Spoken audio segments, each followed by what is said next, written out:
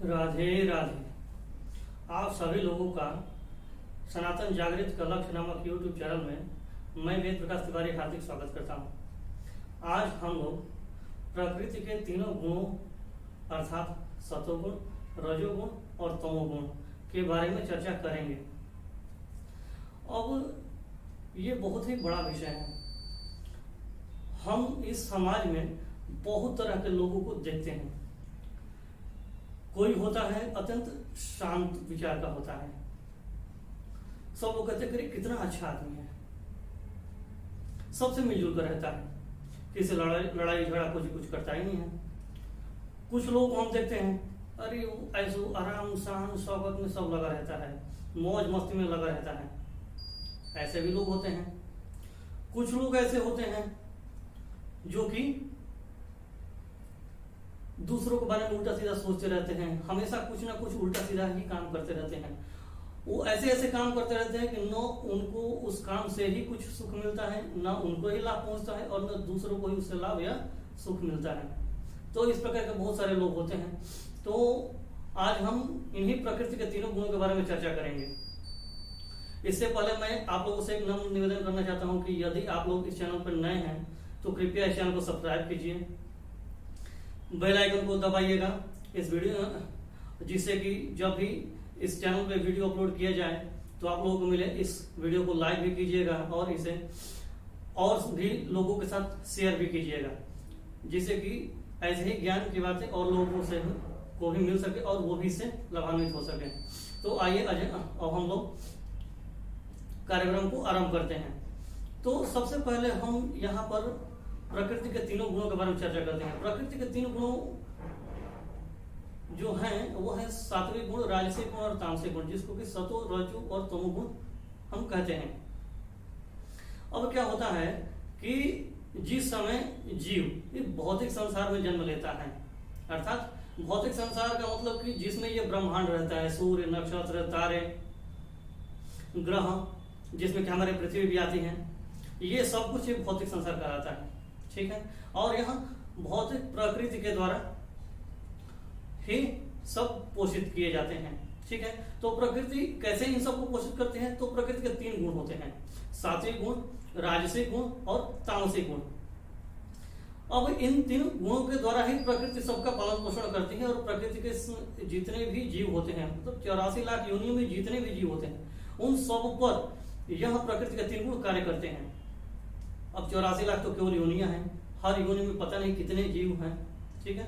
लेकिन ये जीव हैं 84 लाख योनियों, मतलब जो भी भौतिक संसार में जन्म ले लिया उस पर भौतिक प्रकृति के तीनों गुण, सात्विक, राजसिक और तामसिक, तीनों काम करते हैं। ठीक है। अब ठीक है, ये तो हो गया। अब सात्विक गुण की प्रधानता यह है कि इसमें व्यक्ति में सात्विकता की प्रधानता होती है। वैसे तो संसार के हर जीव में यह तीनों गुण किसी न किसी मात्रा में होते हैं। किसी में राजसिक गुण ज्यादा हो गया, किसी में तामसिक गुण ज्यादा हो गया, किसी में सात्विक गुण ज्यादा हो गया। ठीक है। तो हर जीव में कुछ न कुछ मात्रा में यह तीनों गुण उपस्थित होते हैं। अब जिस जीव में जो गुण प्रधान रहता है उसकी प्रकृति वैसे ही बन जाती है। तो सतोगुण का विशेषता यह है कि इसमें व्यक्ति बहुत ही सात्विक होता है। इसमें व्यक्ति किसी प्रकार का पाप नहीं करता है, केवल और केवल पुण्य करता है। किंतु अब बात यह है कि इसमें एक तो व्यक्ति को बहुत ही ज्ञानी होता है, सुखी भी होता है, संतुष्ट भी होता है। अब चूंकि बात है कि बहुत सारे लोग सोचते हैं कि यार घर में सब कुछ तो सेटल है ही, किस बात की चिंता है, हम आराम से खा पी रहे हैं, जितने में हमारी आमदनी हो रही है उतने में हम सुख से अपना आराम से गुजार बसर कर ही रहे हैं, तो फिर आगे हमें क्या सोचने की जरूरत है। इस तरह से वो लोग संतुष्ट भी होते हैं और ज्ञानी भी होते हैं। लेकिन यह ज्ञानी ऐसे लोग होते हैं जो कि केवल और केवल भौतिक ज्ञान ही रखते हैं, इनके पास आध्यात्मिक ज्ञान या भगवान का किसी प्रकार का भी कोई ज्ञान नहीं रहता है, इसलिए इसको अविद्या कहते हैं। अविद्या उसे कहते हैं जैसे कि एक श्लोक भी आता है कि सा विद्या या विमुक्त है, विद्या वही जो मुक्ति दिलाए। ठीक है, इसलिए अब इसको अविद्या कहते हैं। क्यों? क्योंकि इसका मुक्ति से और भगवान से, आध्यात्मिकता से तो दूर दूर तक कोई संबंध नहीं होता है। ठीक है, तो ये लोग ज्ञानी होते हैं, सुखी भी होते हैं, ठीक है, और अपने आप में पूर्ण रूप से संतुष्ट भी होते हैं। अब ये बहुत सारे लोगों को देखे होंगे कि जब कोई व्यक्ति संतुष्ट होता है सोचते कह रहे यार किस लिए, जब सब कुछ है ही, आराम से शांति से जीवन कट ही रहा है, तो फिर इधर पूजा पाठ भाग दौड़ किस लिए करना है, शांति से कट रही है ना, ठीक है, क्या करना है। तो ये लोग होते हैं। तो अब क्या होता है कि इसमें व्यक्ति अच्छा कार्य करता है, इसमें सुखी होता है, ठीक है। रजोगुण में क्या होता है कि इसमें व्यक्ति में बहुत ही आकांक्षाएं होती हैं, तृष्णाएं भी होती हैं, व्यक्ति सुखों के पीछे भागता है और उसमें अति क्रियाशीलता भी पाई जाती है, कूट कूट कर अति क्रियाशीलता पाई जाती है। बहुत से लोग तो अरे मुझे ये करना है, मुझे वो करना है, मुझे ये पाना है, मुझे वो पाना है, मतलब उनके जीवन में शांति नहीं रहती है, वो हमेशा कुछ ना कुछ करते रहने की चक्कर में पड़े रहते हैं। उनको कभी कोई शांति से एक जगह बैठे हुए नहीं देख सकता है, तो बहुत बड़ी समस्या ये होती है।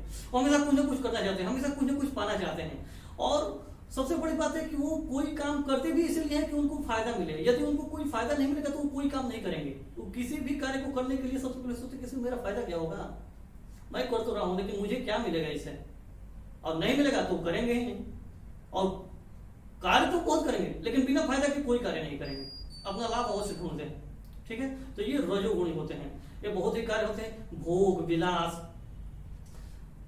ठीक है ना, इसमें तृष्णा भी होती है, लालच होता है, बहुत सारे चीज इसमें भरी होती है, ठीक है ना। ये भौतिक सुख सुविधा के पीछे बहुत ही ज्यादा भागते हैं, ये होता है।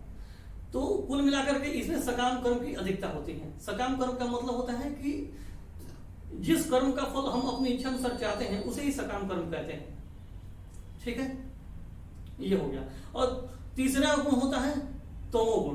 तमोगुण में क्या होता है, व्यक्ति प्रमादी होता है, ठीक है, इसका मतलब होता है कि उसमें पागलपन होता है, आलसी भी होता है, किसी कार्य को करना ही नहीं चाहता है, सोचे अरे यार सोने दो, क्या करना है, आज मौका मिला है, ठीक है, अरे करेंगे कल करेंगे, आज ही करना जरूर थोड़ी है, ये होता है, आलसी होते हैं। और क्या होता है कि वो उनमें नींद भी बहुत ही ज्यादा मात्रा में भरी होती है, कूट कूट कर नींद भरते हैं, जब भी मौका मिले सो जाते हैं, मतलब कि सोने में कोई भी व्यक्ति उनसे कंपटीशन नहीं कर सकता है, सोने में बहुत आगे रहते हैं, प्रमादी होते हैं। और यहाँ पर प्रमादी का तात्पर्य एक और ले सकते हैं कि मान लीजिए कि कोई भी व्यक्ति है, कभी कभी आप लोग देखे नहीं होंगे कि किसी से कोई सीधा सवाल भी पूछो, अरे भाई ये कैसे हो रहा है, अरे हम ही मिले हैं क्या, हमसे क्यों पूछ रहे हो, हमारा तुम्हारा क्या मतलब है, मतलब कि प्रश्न पूछो कुछ और उसका उत्तर कुछ और ही देते हैं, बात बात पर क्रोधित हो जाते हैं, ठीक है,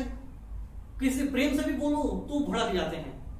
ऐसे भी बहुत सारे लोग हमारे आपके आसपास के क्षेत्रों में होंगे, आप लोग जानते भी होंगे ऐसे लोगों को, बात बात पे भड़क जाएंगे, बिना मतलब के गुस्सा होंगे, ठीक है। तो ये कहलाता है तमोगुणी व्यक्ति।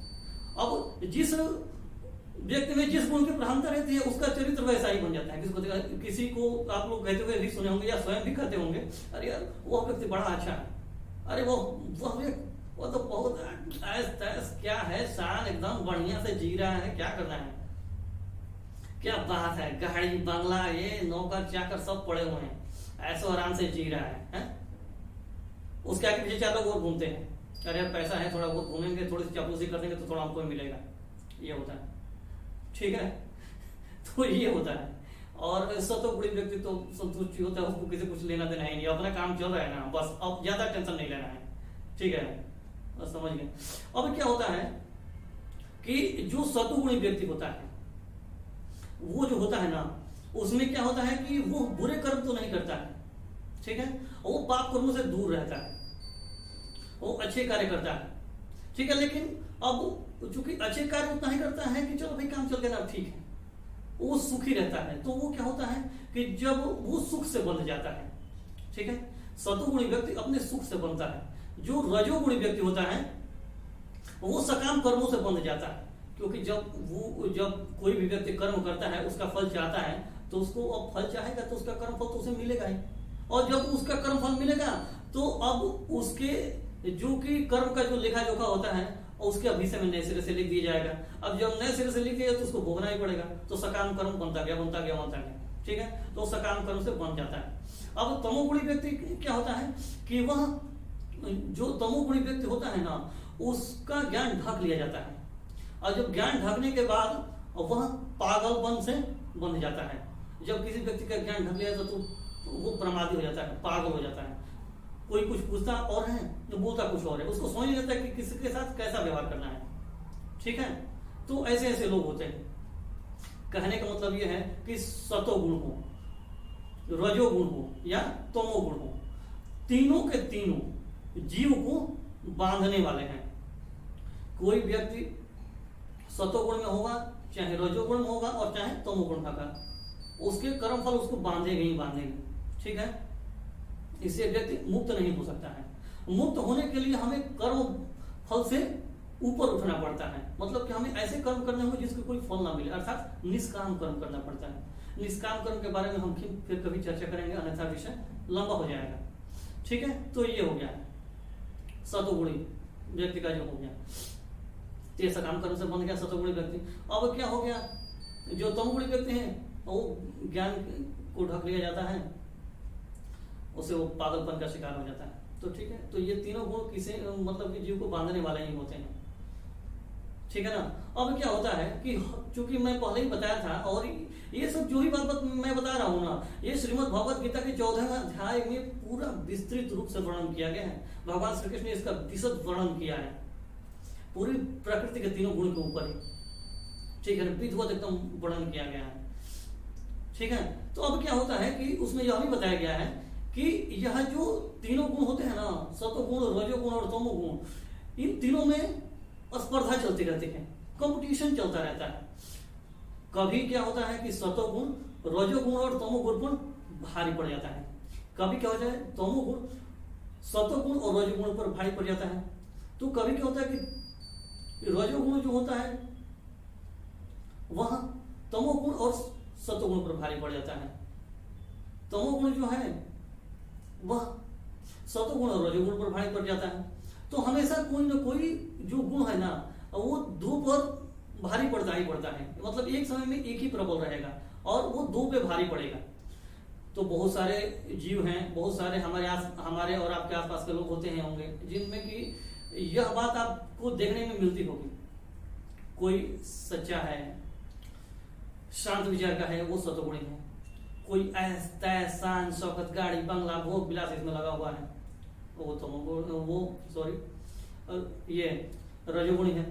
कुछ है कि दूसरों को देखकर कोई जल जाता है, वो हमेशा उल्टे सीधे काम करता रहता है, वो ऐसे ऐसे काम करता है कि उससे उसका तो दूसरों का तो छोड़ दीजिए, उसका खुद का ही किसी भी प्रकार से भला नहीं होता है। तो ऐसे ऐसे लोग होते हैं। तो हर व्यक्ति में प्रकृति के तीनों गुणों का किसी न किसी मात्रा में अधिकता रहती ही है।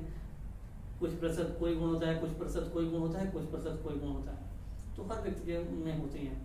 इस भौतिक संसार में जन्म लेने वाला कोई भी व्यक्ति प्रकृति के तीनों गुणों से बाहर नहीं है।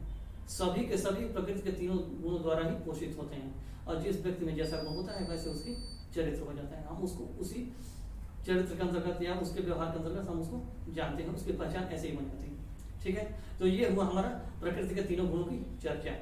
आगे भी हम ऐसे ही शास्त्रोक्त ज्ञान की बातों का वर्णन करते रहेंगे। आप लोगों से पुनः मैं एक बार निवेदन करना चाहता हूँ, यदि आप लोग इस चैनल पर नए हैं तो कृपया इस चैनल को सब्सक्राइब कीजिए, बेल आइकन को दबाइए, इस वीडियो को लाइक कीजिए और इसको अन्य लोगों के साथ शेयर भी कीजिए। धन्यवाद। राधे राधे।